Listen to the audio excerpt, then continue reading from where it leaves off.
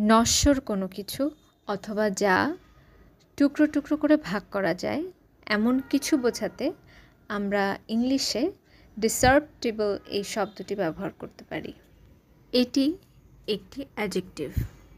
Spelling DISCERPTIBLE ডিসরপ্টিবল।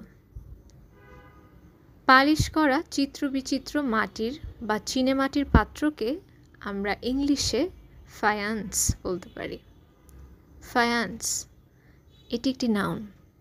Spelling FAIENCE।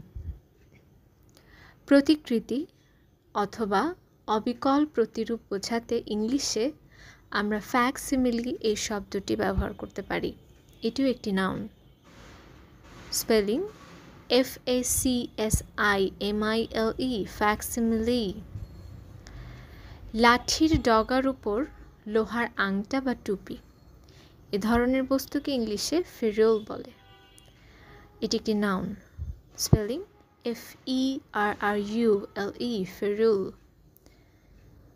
এবং চাতুরী বা চাতুরতা অর্থে আমরা ফিনেস শব্দটি ব্যবহার করতে পারি। এটি একটি নাউন।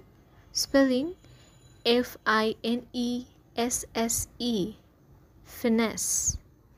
ধন্যবাদ।